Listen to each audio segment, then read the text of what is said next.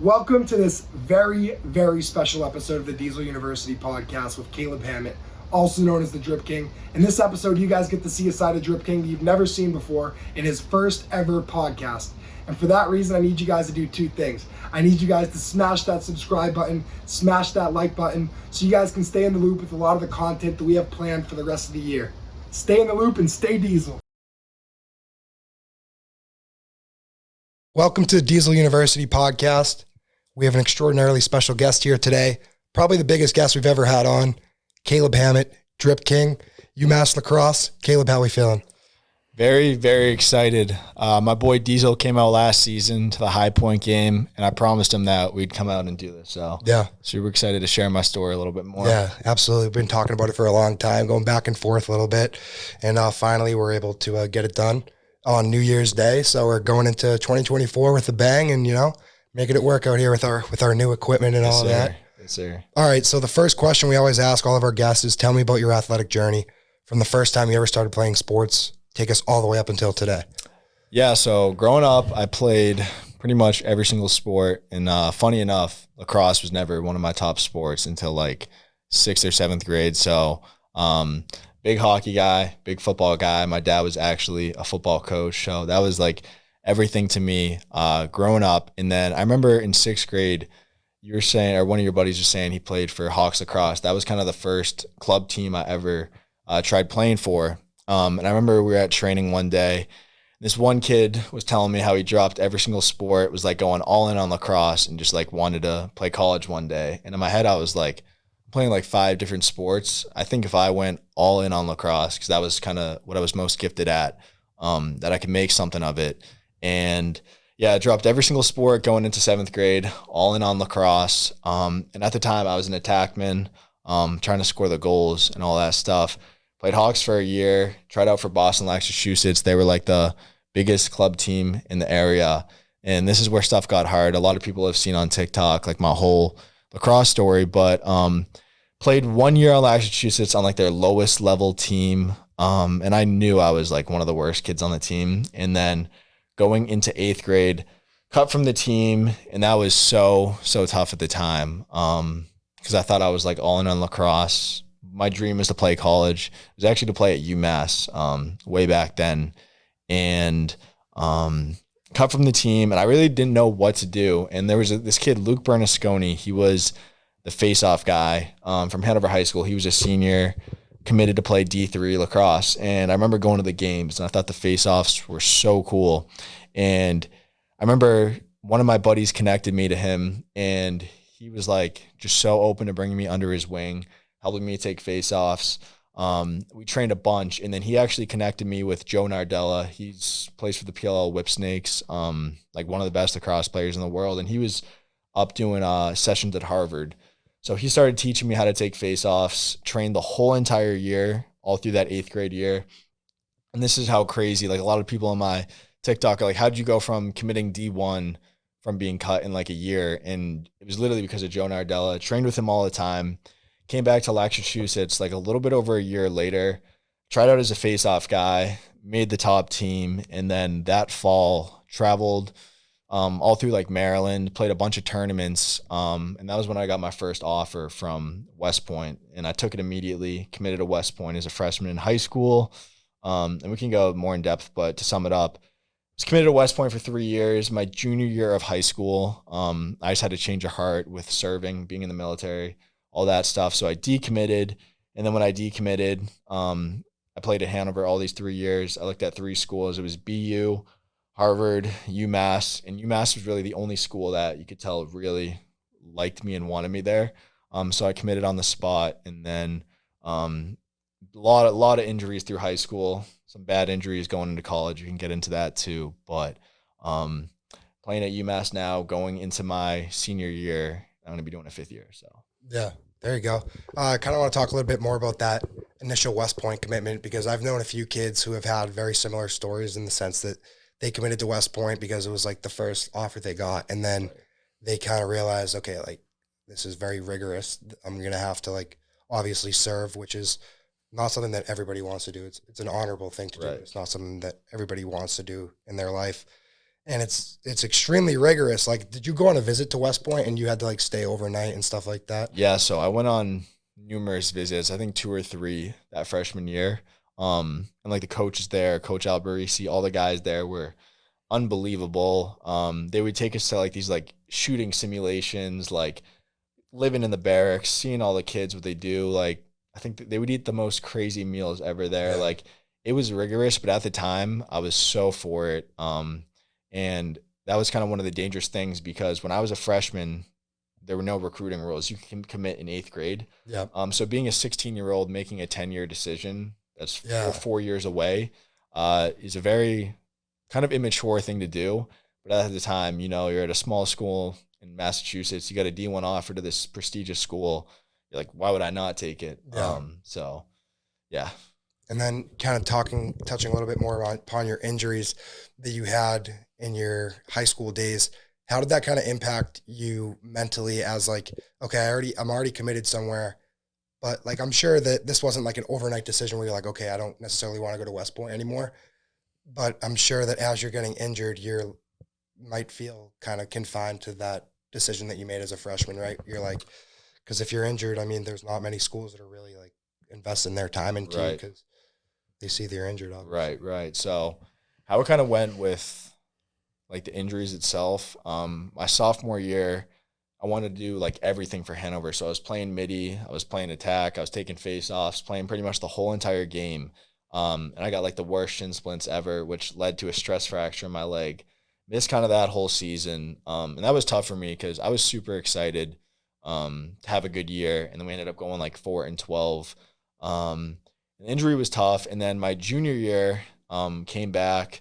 This was actually the year I decommitted from West Point, and the injuries did make it tough, but it was pretty apparent that as I grew older, I'm doing a lot of entrepreneurial stuff now, businesses, running all my own stuff. I kind of had that mindset then, and I knew that being committed to the Army for 10 years, as amazing as a thing it is, it wasn't what I necessarily wanted to do. But I would say the injuries were the hardest. When I decommitted, I barely had film. I pretty much had to restart my whole recruiting process my junior year, made a brand new highlight tape from that fall. And I hit up so many schools and didn't hear back from most of them, and the injuries were a big part of that. But back to Joe Nardella, his college coach was Craig McDonald, who was actually the assistant coach at UMass. And Joe connected the dots there. They never saw me play, but they like offered me a scholarship immediately. I committed like I think 2 or 3 weeks later after visiting the other 2 schools. And then Coach Canella, who's still the head coach at UMass, he actually came to watch me play for the first time at a Hanover game. He came to Hanover against Scituate.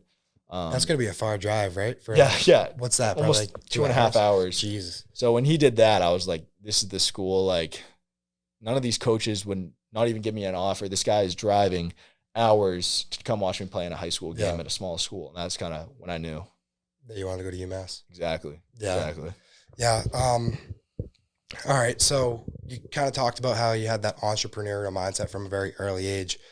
Do you have like a signifying moment from when you were younger that you were like, okay, I want to do my own thing. I don't necessarily want to work well, I don't know if this is how you feel, but you don't want to necessarily work a 9-to-5 job 100%. And you want to start your own business, which is obviously something that you've done. How have you kind of leveraged social media, and what was like that awakening moment for you when you were like, okay, I can really use social media to get my name out there and explode onto the scene? Yeah, so from a very young age, I always liked making content. When I was a freshman in high school, I was like a little shrimp, but I had a fitness account. And this is before there was like fitness influencers. Not many people did that, but I always kind of had the mindset of kind of being different and not caring what people thought, because I used to hear so much about it at school that I had a fitness account and was posting stuff like that. But from a very young age, I loved making content. I loved seeing, like, even if it got a couple hundred views, I was like, that's 200 people that are seeing my video. That's super cool. And did that a little bit through high school. I always knew deep down that I wanted to create my own job. And the moment that I kind of realized that was my senior year at Hanover. I did an internship with a financial advisor, and I hated it. I was like, this isn't me. This isn't what I want to do. You can make a lot of money, but it just doesn't fulfill me. And I came to UMass my first like year and a half. I was just kind of living the college life, just drinking a lot, partying a lot, just not happy with where I was. And it was my sophomore year. It was kind of the year I started getting into my faith and changing my life, but it was also the year I started posting lacrosse videos. And it started off with just face-off videos, just not getting much virality. But as time went on, as you've seen, like the Drip King, the whole brand really, really, really started to grow. And it was like 6 or 7 months of grinding content before I saw any of that. But getting back into the business thing, I always knew that if I could make a name for myself, if I could build an audience the right way, and just like engage a community, I could leverage that to my business, which I did, where my main thing that I first blew up on was the eye black and the drip stick right there. That was my first company. I started last December, and it has done so amazing. It's insane. And as I talked about a little bit, my faith has become super, super big for me. And it's been a thing throughout my whole social media journey, but I didn't really start talking about it until I really made a name for myself. And I started the Real King line, which is like my Christian apparel athlete line. We had a first drop, I think a month ago, absolutely killed it. So kind of that influencer company has definitely been my little route with the entrepreneur, and just continuing to grow it, expand the brand, expand the company. And it's been a dream come true. Definitely. I think that says a lot about the audience that you've worked so hard to build, is that they're kind of on board with anything that you do. So you do a first launch of Dripstick. I remember I saw videos of like you and your entire family like packaging the packages that go out to people. And I mean, you have your first drop of Real King, and it sold out like within a week or whatever. Yeah, everything went immediately. Which is crazy. Like that is a huge testament to the community that you've built. It's not just a bunch of followers. It's like a really strong community that you've put together over a period of time. Like how can you kind of talk about that community and how supportive they've been? Yeah. So, funny story. Alex Eubank, you probably know of him, fitness influencer.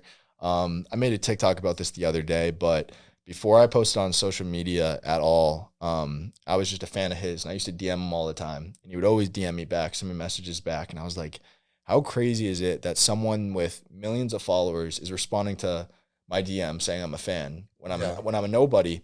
And it made me feel some type of way, and I was like, I love this dude. Like, this guy, like, I feel that relationship with him.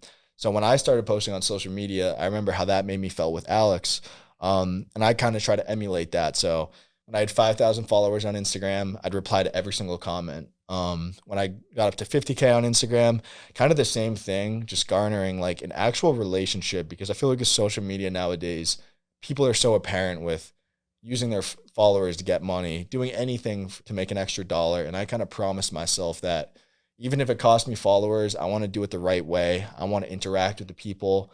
I want to genuinely help them and provide value in their life. And like, I think over the years, almost 2 years now of social media, of just constantly replying to people, getting back to people, learning more about them, kind of how I learned from Alex doing that, has been massive for me. Because to be completely honest, I put the first Dripstick launch, almost every dollar to my bank account I put into it. I was so worried that it wasn't going to sell. But that's when you see that audience that you have really, really, really pays off. And the same with the clothing line. I never came out with anything besides eye black. It wasn't as on brand as the eye black was, but then it went 10 times crazier than I could have imagined. So I really think growing a genuine connection with your fans, your audience, really, really, really is what seals the deal and has made my business pursuits successful so far. Definitely.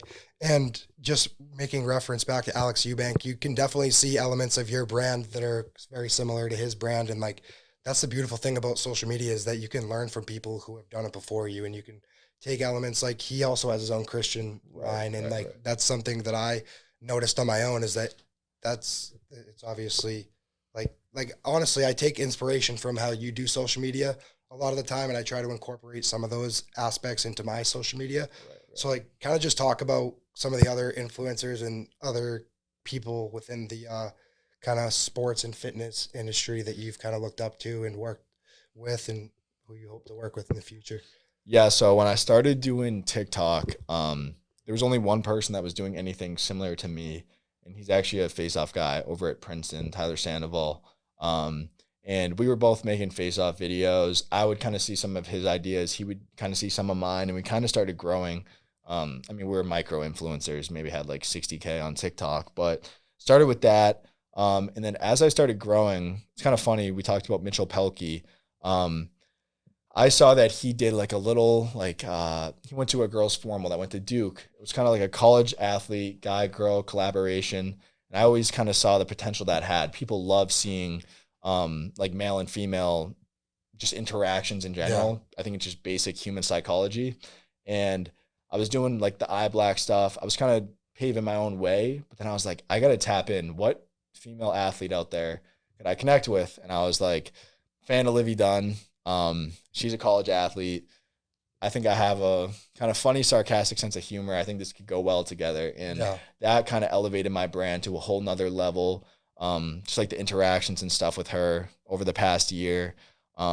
She's became one of my really good friends. She's always been so supportive of me.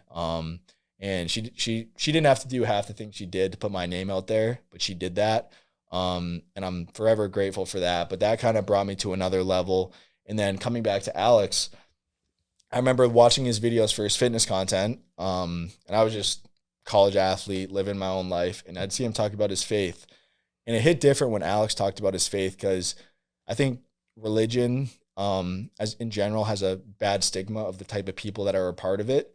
But I saw someone I looked up to so much talking about it, and I was like, damn, this is kind of cool. Like, I want to try this out for myself.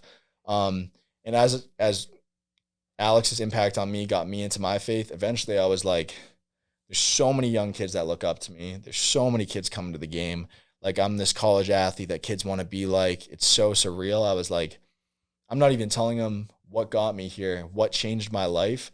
I knew being in my role could have the same effect that Alex had on me. So after all this was said and done, the inspiration from Alex talking about his faith really inspired me to do that. And then, just continue to pave a way for me in the social media space. Definitely. So is your kind of relationship with God, is that something that you've always had, or is that something that you had to really develop? Because you said your freshman year, you kind of struggled with, the college lifestyle and going out and partying and drinking, which is a little bit removed from a relationship with God. Is that something you had to like kind of refine? Yeah. So I grew up in a Catholic family, but I think there's a very big difference between having a religion attached to your name and also having a relationship with God. Through high school, never was going to church really. And then going into college, like I said, just kind of living the college life. And not to say that there's anything wrong with that. I think balance is extremely important. But for me personally, after my freshman year, it was right after I broke my hand, missed my freshman season. That was when my partying, going out, like hookup culture, all that stuff was at a peak. I mean, at the time, I thought that was what was going to fulfill me and kind of make me happy, but it did the complete opposite. And I was lucky enough to have a really good friend from home that was very religious, started to get me into my faith, combining that with kind of like Alex's videos, motivating me to do it. My faith went from the type of thing that it was kind of a part of my life, try to go to church a little bit, but as I slowly started reading the Bible more, slowly start learning more about God and the ways to live, that was when everything changed, because it was the second that I stopped kind of living for the world and living like for God and for things that actually fulfill me. That was when the social media took off. That was when my lacrosse career took off, because I took 21 face-offs my freshman year in 3 games and then redshirted. And then my sophomore year, once I started changing my life for Christ, once I started doing the social media, it all took off, kind of had the best season of my life. And I could look in the mirror and be happy with who I was. So I would say there was that period from freshman to sophomore year that it really changed, but it was never a thing prior to that, to be honest. So yeah, I guess that kind of shows that it's really never too late to kind of, number one, find yourself, and through finding yourself, finding a relationship with God. I mean, you're 18 years old, you're seemingly living, from an outside perspective, you're seemingly living the life. You're a college athlete, you're going out, you're partying, you're drinking, you're with all these girls, but internally you just feel lost. And that it's never too late to find yourself. And if you had any interaction with fans who have been inspired by your personal journey, who have, I mean, obviously you talk about kind of interacting with the people within your community. Have you helped anybody make that jump directly? Yeah. So just going off that first point, I think one of the biggest things nowadays in our society is everyone's always living to find happiness through other people doing all these things. And I think we have a pretty sad generation of a lot of people that are lost, a lot of people with no guidance. And for me, I was like, if I could get one person to find God because of me, that's worth 100 times more than making money and getting another brand deal and doing all those things. And last year after the games, as the season went on, I started talking about my faith a lot more, and we would have like hundreds of kids lined up after the games. And at first it's like, Drip King, where's Livy? Where's Livy? And then before you know it, you have little kids coming up to you saying, thank you so much for your prayer video. I was going through a hard time. And then I got parents, like more parents than kids, coming up to me and saying, my kid's starting to go to church now. My kid's starting to want to read the Bible. And that was when I was like, this feels right. This feels like what I was meant to do. And everyone has their fame on social media. But for me, it's how many people can you actually impact their life more than just making them laugh from a video. And I think now going into 2024, genuinely helping people just is what my motive is and just what feels so good. And yeah, I had a lot of people last year come up to me about that. Yeah. You've received a lot of positive feedback from posting a lot of religious content, but have you also received any negative feedback? Because I know it's like nowadays it's as controversial as it shouldn't be. It is a controversial thing. Have you had people just react negatively? Yeah. So I think going into it, one of the things that has always helped me is I'm a pretty strong believer in kind of whatever I believe in. And I know what my faith has done for me, and I know what it can do for people. So I never was scared to post about it, but I am a very realistic person, and I knew that it could affect the money going into my bank account. It could affect the brand deals I'm getting, the companies that want to work with me. I'm not going to drop any names, but I've had companies that have directly said to stay away from the faith content, or that they don't want to work with anybody that speaks about religion, which is completely fine. And I think the beautiful thing about God is he provides in ways you never imagine. And even though some of these companies were closing doors for me with brand deals, God paved a way to start a Christian athlete line, which I never had plans of. And yeah, there were definitely kids in my circle that were questioning, why are you doing this? Yeah. Like that didn't believe in it. Like, you think this stuff's real? Are you kidding me? And I think that's a natural thing when you try anything new. But I would say if anyone out there is religious or thinking about getting into religion and is scared of what other people think, or with anything in general, people are always going to have something to say. But at the end of the day, you just got to do what's right, what feels right. And I knew in my heart that this is something that I really needed and wanted to do. Definitely. And then you said that you never really envisioned starting the Christian clothing line for athletes. Like, how did that was it just an idea that you had one day, or is it kind of like a process of like, okay, I know that I have an opportunity here to really promote this? Then you just step by step, or was it one day you're just like, this is something I need to do? Yeah. So funny story, when I kind of in a good way and a bad way, when I started getting into my faith, it was when I was starting to post about it. I almost hated it at first because people were looking up to me like I was this perfect Christian that knew all about the faith. And I was like, bro, you probably know more about me. Yeah. I just post about it. But I also, in the same way, I think it put kind of a responsibility on myself to grow deeper and live the ways that were meant for me to live. But I was always scared of becoming like a faith influencer, like a Christian influencer, because the start of last year, like when I was blowing up, it was for like the Riz stuff and the girls and like this college athlete and like almost everything that looks cool in the world's view. And I was so attached to that at first that I was so worried to lose it. But as time went on, as I grew in my faith more, as I saw the lives that were being changed by it, I was like, you can do both. You can be this college athlete, have fun, have balance, and also follow God. And it was last summer that I started getting so many DMs on Instagram, like, we need a clothing line, we need a clothing line, we need a clothing line. And I didn't want to do like fan merch because every single company does fan merch. And I don't know, it just wasn't really something that I saw a ton of success or excitement in. And I was like, what type of clothing line could I start, apparel line that is different that can change lives. And I was like, using the combination of like the style and the drip along with an underlying purpose of like a faith-based, God-based company that can kind of spread the word of God. I was like, I got to put that together. So we did do shirts and we did do hats, but like one of the coolest things was we did like masks with crosses on them and leg sleeves with crosses on them. And it's kind of combining like the drip, the sports, and also spreading your faith while doing it. And as you see, like nowadays, you got CJ Stroud, you got all of these big time players that are giving thanks to the Lord, and just kind of combining that niche of athletes that play for God. I thought there was a big market for it, and it could really affect a lot of people. Definitely. And that's like a testament to like the brand that you've built. Like before you're making any money off of any product that you're selling, you're building a personal brand of like who you are as a person. And it must be so awesome. This is obviously something that we plan to do someday with our platform, is like build the personal brand, build our core values and have them instilled within our content, and then do something where we can incorporate all of it. So you start a Christian clothing line for sports, like that is and it's drippy too. So it's like, it's an all encompassing thing of your brand, that it has each segment of your brand is kind of all packaged into one thing. That's not just like a shirt with your face on it with like the eye black. Yeah, it's providing more value than that. And it's extending beyond just your personal brand. Right. So that's definitely a pretty cool thing.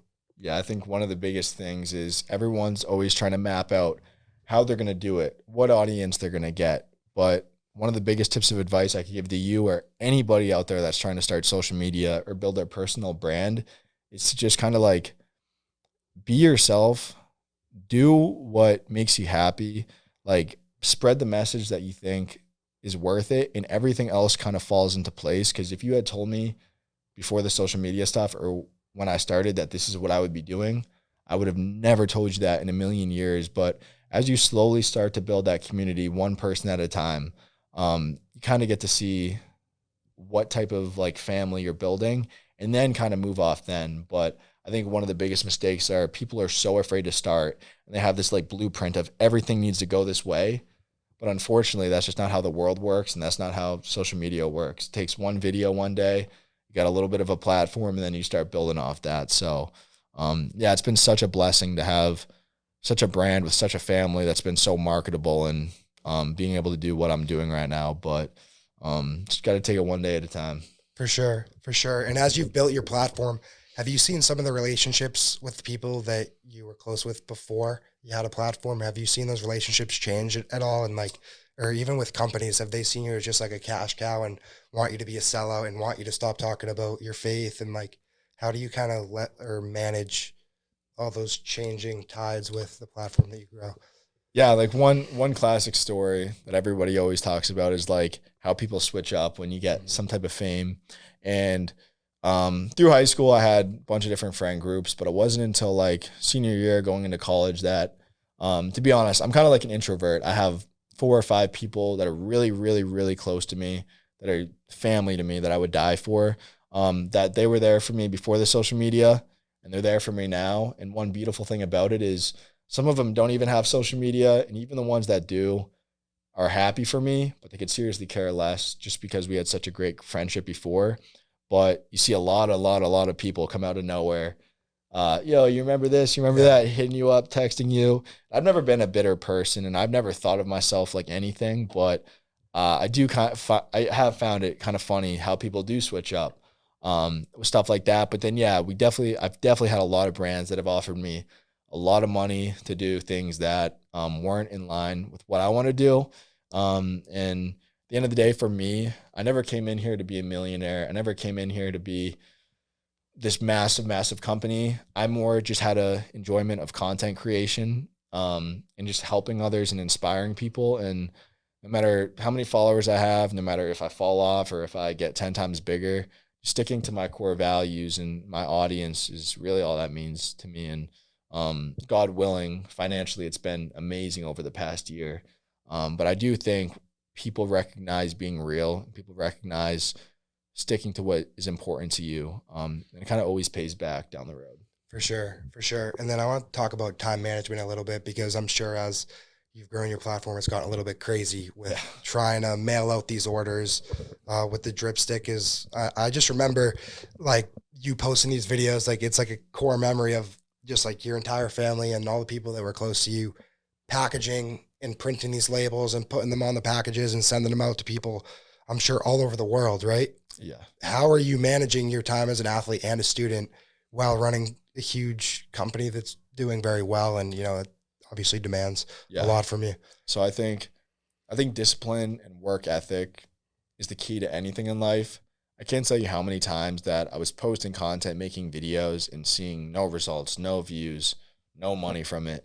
And I could have easily quit, but the type of person I am was I worked so hard at lacrosse growing up, and that got me to where I am. And I was like, I'm going to apply that same method to social media. If people don't like these videos, I'm going to keep posting videos until they work. And everything took off. And this is where it got tough because last year I'm a college athlete. I'm in the business school at UMass. I'm a big part of the team starting, but then I'm trying to make content every day on top of school. And then on top of school, I'm starting a business. And to be completely honest, there weren't enough hours in the day to do everything. But one thing that I always kept important was like school and lacrosse came first. Get that stuff done. And if it meant I had to stay up till midnight to make a few videos, get back to messages, talk with people about building the brand, I was willing to make that sacrifice. And last summer, like talked about, we packed out every single order actually at this house. And I was like, oh, we're going to save I think you make mistakes in business, but I was like, oh, we're going to save a ton of money packing out the orders from here. Massive mistake. Like thankful for my audience that the drop did so well. Yeah. But we did, I think we had like 5,000 packs of eye black, which Insane. 3 a pack, which is 15,000 units of eye black. And I was like, oh, maybe we could sell this out in a year. Pack out 100 orders a day. We ended up selling it all in 3 weeks. So me and my mom were packing orders left and right. My grandparents were coming over. I put a handwritten note in every single order. Promise you that. That was ridiculous. I don't know how I did that. But it ended up taking the whole summer to pack everything out. And it took away so much from social media because I was just packing orders out over and over and over. Like on a good day, you get out maybe 500 of them. Yeah. I think you got 5,000 of those, which was very tough. But I think as you go, there's growing pains and you learn. So now I have someone that's shipping out my orders. Now when I'm at school, I kind of have a better rhythm of what videos I want to post, how many videos a day. You kind of find that sweet spot of where you can manage everything. And like, as I said, at college to play lacrosse. I'm at college to hopefully win games. So keep that at the top and kind of build everything else while doing it. So you got to find that balance, but over time you do. And then, I mean, your social life, like where do you find time for like a girlfriend or like friendships? And you have to make some sacrifices, obviously. And I'm even finding that now with what I'm doing right now is like the people that I'm hanging out with are associated with like, this is my social hour here with my boys helping out, doing stuff for Diesel. And it's like, it's tough to manage those relationships. Did you see any alteration? 100%. So I talked about it a lot with my testimony with coming to God, but right before I started doing the social media, I broke with my girlfriend at the time, and it was tough to do at the time, but like what happens is people be like, why are you spending all this time making videos? Why don't you want to just come hang out and watch Netflix and do this all night? And a lot of people don't see the vision, but I think surrounding yourself with people that are like-minded, that are maybe they're doing social media, maybe they're starting a business, just people that are motivated, it's so helpful. And for me, I kind of went on like a social cleanse. Like I had my few friends, but like the more success I got, the bigger I grew. Went from going out every other week to going out every month to now hardly going out. But the relationships I've built through social media, I mean, my family is at the core of everything. They're my best friends. As I said, I'm not huge, don't have a huge social battery, but keeping the right people around me that motivate me to be a better man, to go harder in business, that's been the key. But I think one of the hardest things to do that a lot of guys can't do is they need a girlfriend or they need to have like some girl they're talking to. And I have found for myself personally, there are girls out there, and hopefully eventually I find one that is motivating me to do better. But in my experience, since social media, it's only taken me away from what I'm trying to do. So I'm kind of in the mindset of I'm young, things are going well. I'm gonna work as hard as I can now, and hopefully, once it's said and done, I'll be ready when it's the right time. But I definitely have taken a step back in a lot of ways. And I can tell you so many times at school, a team will be having a big get together or this or that, and I'll have a bunch of work I have to do for business, so I'll stay in and do that. But I think doing the things like that, kind of staying in and working, it's tough in the moment, but when your heart, and you know it, when your heart's set on the vision you have, you never regret it, because there's no better self-love than just working on something you're really, really passionate about. And that's kind of where I've been at for it. Definitely. And you just got to trust the process too. I mean, you said you posted hundreds of videos before you even got a couple thousand views. Like, you got to really believe in what you're doing to do that for free, and you really got to love it. So, I mean, that's what we're doing right now. Haven't really made a dime off of this. And, I'm just continuing to do it because I love it, and continuing to connect with people and build great relationships, help people out, 100%. Inspire them. And people start to realize that the more and more consistent you are. I think every big success story, they'll tell you whether it was a company they were working on, they had 10 failed companies before, or someone on social media, they posted for years. I think that's where it comes in, what your why is and why you're doing it. Are you coming in to do it to make money? Because that's only going to last so long, because when you go 6 months without making money, what's your motive? For me, it was never about the money. It was about the enjoyment of making content, kind of trusting that process. And I think my story is a testimony of it. Kind of can come overnight, and you never know when that day is coming, but it's just a matter of having the right motives as to why you're doing it. Definitely. And I kind of want to talk about, so the whole Livy saga, that was huge. Like, that's kind of when I became familiar with you. And they had that thing with, like, notoriously Baby Gronk's dad is like a guy who's like, I don't know how to explain it, but like, I've heard Rob Gronkowski talk about how much of a pain in the ass his dad is. Have you had any interactions with him in that sense? Yeah, I have actually. He's messaged me a few times about doing collabs and stuff like that. I think last year when it was peak, I told him I would do something because I thought it'd be funny. It never ended up happening. But yeah, I think the Livy thing was such a blessing in a lot of ways, because I think there were a lot of people that followed me because of it, found out of who I was because of it.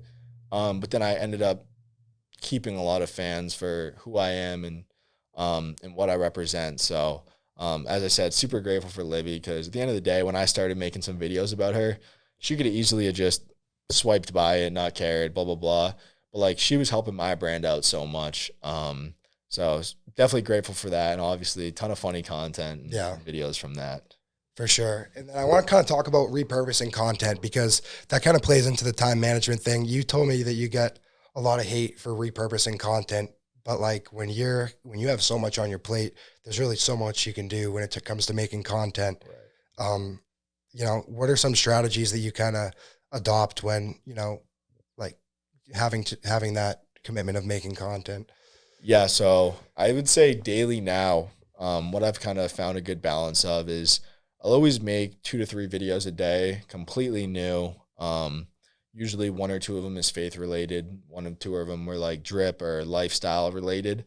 And then I'd say every day I'll go back and old funny video that I have, I'll like throw it up there. Sometimes people hate it. They're like, you posted this 100 times. Yeah. Like my like lacrosse journey story, I posted it 100 times, but it continues to reach a ton of people. Mm-hmm. And believe it or not, like, one more person sees that video and it affects them the right way, I think still getting some good purpose out of posting the same stuff. But I do think there's a line where if something's working in social media, you want to keep doing it over and over, but then you reach a line where people are like, all right, it was funny at first, move on. And when I was doing like the Livy stuff last year, I remember even in December when I first started posting it, some people were like, bro, we don't care, get over it. But I'm like, tell me to get over it, but every time I post it, we're getting 1 million views. Yeah. Same goes with a lot of other videos. Bro, you've posted this 100 times. Yeah, but there's still millions of people watching it. So I think it's good to find the balance between kind of having like series or like repetitiveness of content, but not just pushing the same thing in someone's face all the time. Because at the end of the day, I like to look at it from a consumer's view. What could value people that they could see today that I could post? And then like kind of if I'm so busy today and I want to repost an old video, what video is still kind of relevant that people would find funny and entertaining. So I think there's a little science behind it, but you kind of get a feel for your audience as you start growing your platform. Definitely. And then this is something, because I follow a lot of people in the sports sphere. You're one of the only people who I've seen that have like adopted the live video when you post strategy, which is that's intriguing to me. Like I've experimented with that a little bit. Has that been something that you've developed on your own, or you've kind of observed other people do? Because I don't see a lot of that, but it works like every single time. You know, I'm sure you see me hop on all the time. Yeah. I'm like, yo, podcast. I'll just say something, but like, that's the way that I've been able to reach you, and that's a way that you can interact with your fans. I think that's a huge, huge thing. Yeah. So one thing that I think I've always been really talented with is, and I'll give myself a pat on the back, it's kind of like marketing. Because I always say I'm just an ordinary guy that I don't really think I was born or blessed with being hilarious or one thing or the other, but I've been very good at like building a community. Like even when I had the fitness account, I used to like follow a ton of people and they'd follow me back. And then I used to be like, all right, follow my TikTok, follow my Snapchat, like trying to repurpose to all my platforms. And I built such a big audience on TikTok that I was always big on getting my TikTok followers to Instagram. And when I post a picture on Instagram, a way of building that community, you go live, you kind of, a bunch of people join, and I'll be like, go drop a comment. I'm going to follow back as many of you guys as I can. And it's one thing if you go on there and you say that and you don't do it. It's another thing when you're following like 6,000 people on Instagram right now because you're actually following them back. But helps my post, boosts my post, but at the same time, it just continues to grow that community because I'm following back 50 people a post, 60 people a post, replying to hundreds of comments. And it's just like that connection you grow with your audience. And it's just kind of become routine now. I didn't really learn that from anybody. It was just something that I think I always kind of did. Yeah. Same thing goes with TikTok. Like I'll post a day in the life sometimes and I'll go live and just answer questions, talk to people and be like, go check out the day in the life. And people usually like it. So yeah, definitely. And then you talk about, are there any people that you kind of listen to talk about content strategy? Because I've been listening to like Gary Vaynerchuk talk a lot about content strategy. Alex Hormozi, I'm sure you're familiar with him. Yep. Who are the people that you listen to that really kind of help you allow your content to reach the optimal number of people? So as funny as it sounds, I never really listened to any of those people much. I used to I've heard Gary V videos. Alex Hormozi, he's a beast, but I've kind of always been on the thing of kind of finding my own lane because I feel like everybody is trying to do the same exact thing. And I think there's a lot of great tools to that. But for me, it was like, how can I be different than everybody else? Yeah. And I was like, I don't have any crazy talent that I can show anybody. So I was like, kind of paving my own way, posting my own videos and finding out, being my own case study. If this type of video does good, I'm going to do it over and over and over again. And I've kind of been just experimenting with it from the start. Sure, I see videos I bet on my For You page and I'm like, this is a funny trend. This is a funny video. People like this. But I think like I kind of started like the whole drip or skip era. Like when it first started, I started the first one to do all these eye black designs. I think finding something that you can do different than everybody else is the key to it. But everybody looks at the kind of the advice, do this, do that, do this, do that. But I think there's the underlying truth, just being consistent, bringing value in your content is very important, but it's kind of tough. Sometimes it's not the content that brings the most value, but it's the video that takes 2 seconds to edit and you post that goes crazy. So, I'd say consistency is key, but I've kind of just found my own way with it through trial and error. Yeah. So are you somebody who kind of hyper analyzes all your content and like you'll really dive into the analytics and the metrics of how a post performs?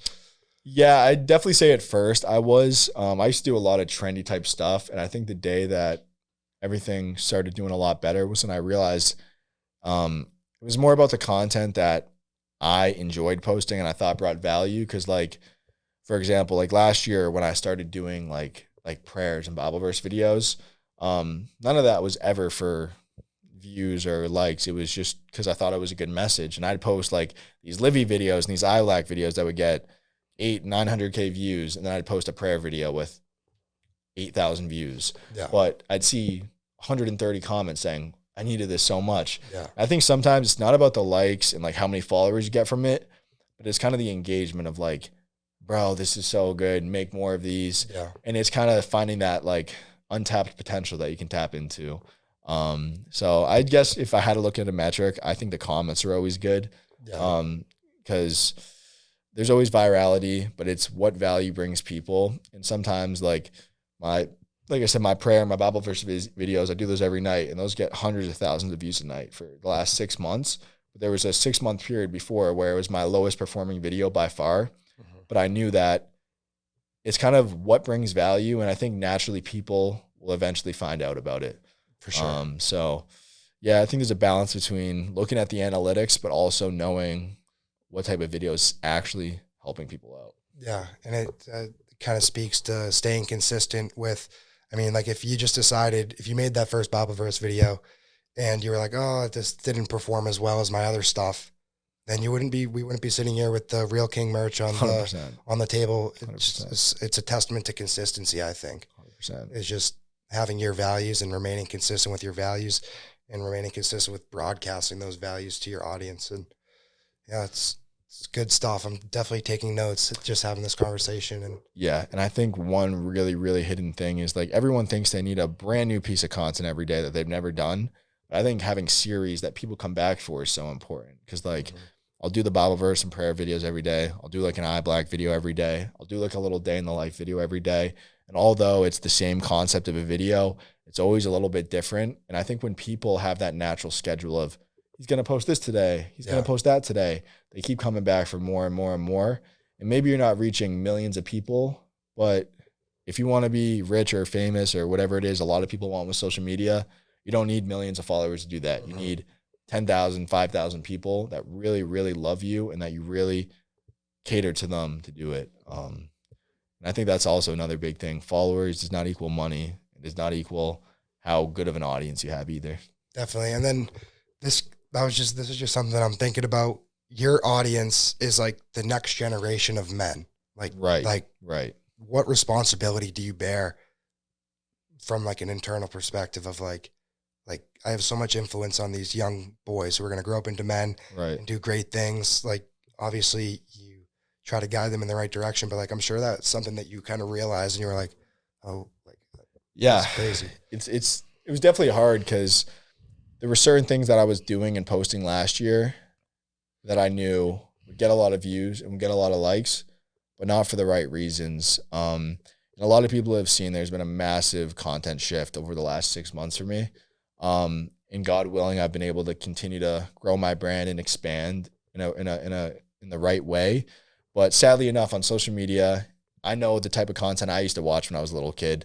And people love like the lust and the craziness and all this stuff. But that responsibility has been really, really, really key for me in what I post because I just think about my younger self and how easily influenced I was. And I think there's a lot of power in that. And you can go one of two ways with that. And I like to say that I've taken the right way and to the best that I can try to help people live their life the right way.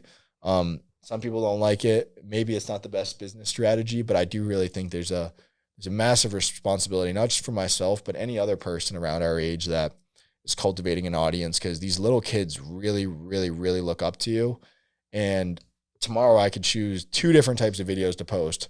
One to line my pockets, make money, and bring these kids down, or try to have a strong impact on them. And I think that's always more important because I'll tell you this, money solves money problems, but money also brings a lot more problems in as well. And I think as I've done this stuff, making more money, especially a lot for someone my age, has been a blessing, but also it can really, really, really shake up your world. And there's never enough money you can get. And that's why for me, like fulfilling myself with God and things that actually matter has kind of quenched that thirst.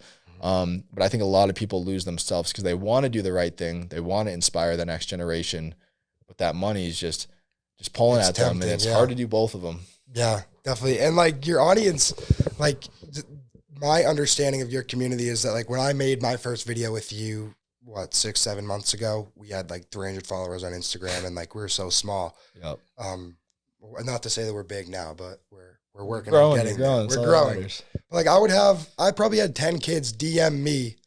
Then they were like, can you tell Drip King to follow me back? I was like, can you tell Drip King to follow me back? But it's just like, it really showed me and inspired me. I'm like, these kids really, really look up to this guy. Right. And right. he has a lot of influence over them. And I think what you're doing with the whole religion thing, and I think it's really positive, and I think it's a really good beacon of hope and a beacon of positivity for young men, because right now it's like I feel like young men are like lost a little bit, and Right. it gives them guidance through God, which I think is great. Yeah, I really appreciate that. But yeah, I think that's where that cult audience comes in. Like, I have these kids that literally love me to death. I think I could ask them to do anything, and they would. And I think that's the thing. You kind of come with a responsibility in my shoes to bring these kids in the right way. And trying my best. I'll always fall short. I'm a human, but that means a lot, bro. Yeah, absolutely. Let's see.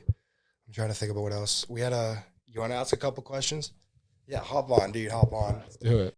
Hello, everyone. I'm Thatcher Kirkpatrick. I'm a little bit new to the front of the camera, but a few of you guys know that I'm a co-owner here at Diesel University. I met Maximus a while back, almost a year ago, and honestly, it's just been super cool. We're like going through the journey with him so far, and I personally, a lacrosse player, it's been super cool to kind of be a fan of sports and talk to these people who are so involved in sports. But honestly, just being able to do something on your own outside of school, or outside of this or your job, and really for myself, it's been self-fulfilling almost to be able to talk to cool people. I think, I'm super appreciative of that.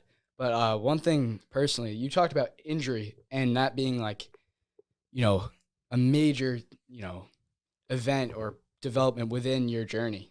And this summer, I really was to be honest with you, I wasn't in a great place. I broke my kneecap and my hand at the end of last lacrosse season. And I was just, it was a lot of time to think. So, for you personally, what was that like, being injured? I know you're a D1 athlete now, but how did you stay positive to keep going, keep, grinding it out? Yeah, I wouldn't say I was always the most positive. A lot of injuries through high school, got through all of that, got to UMass. And how it actually happened was I played 3 games, and it was before the first game of the season. I got slashed in practice. My hand was just not right. And after the 3rd game, I finally got the starting spot. And then I got an x-ray on my hand because I was like, this is just so bad. They were like, yeah, you pretty much shattered it. You need surgery, screws. And I remember we're outside of practice. It was a Friday before we were playing Hofstra. I started bawling my eyes out. And my coach was like, yo, what's the matter? I was like, the school just called me. I need to get surgery. I'm done for the year.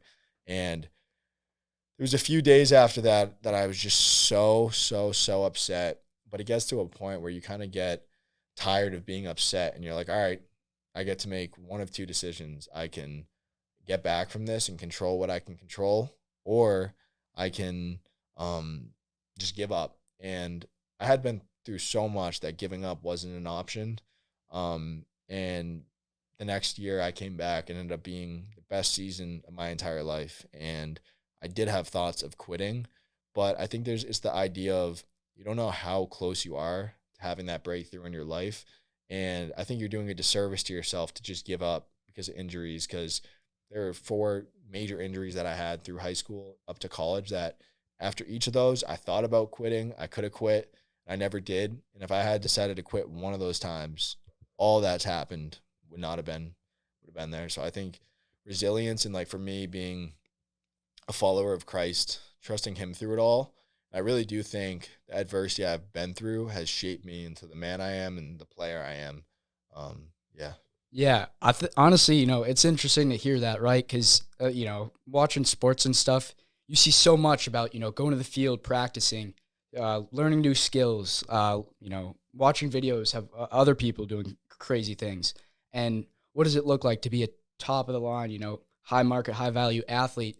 And I feel like a lot of Instagram and, social media, it's the action of practicing, and less of it is, you know, the mental side, what does it take? What is, you know, do most, you know, high value athletes, have they gone through that injury, that, you know, adversity? And I think that kind of speaks to it, right? Like, I bet more often than not, a lot of these high, you know, production players are, you know, not just strong on the field, but also in the mind.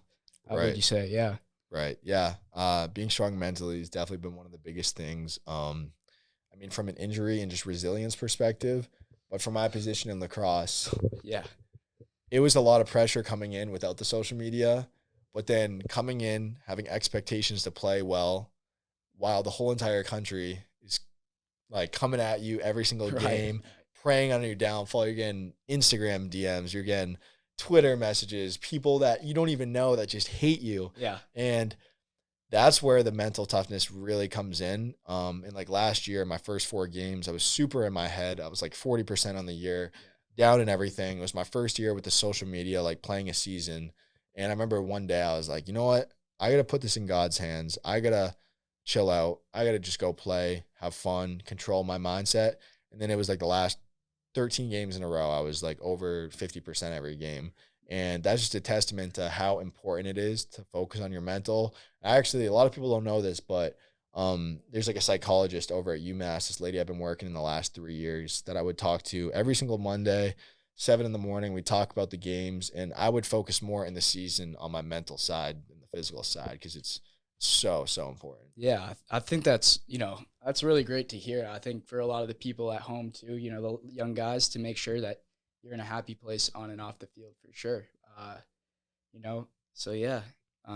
Another thing too, real quick, you know, I'm just curious. I'm a big lacrosse fan. You know, I've played lacrosse my whole life. Definitely put, you know, hours and hours, blood, sweat, and tears, the whole 9 yards. Yep. But do you have any plans for, you know, after your 5th year at UMass? Are you looking PLL? Are you looking to do like your own thing, just to get a little bit more specific? Yeah, I mean, the dream, hopefully, and I know it would go great for the business and the content, would be to play in the PLL. Yeah.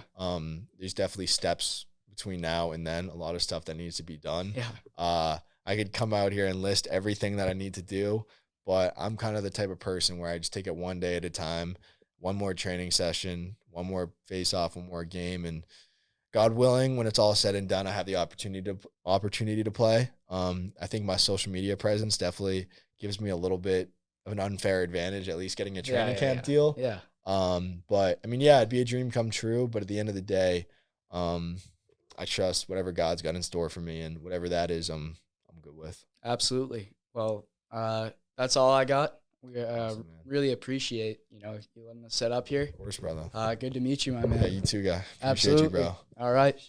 Sounds good. Thank you, guys.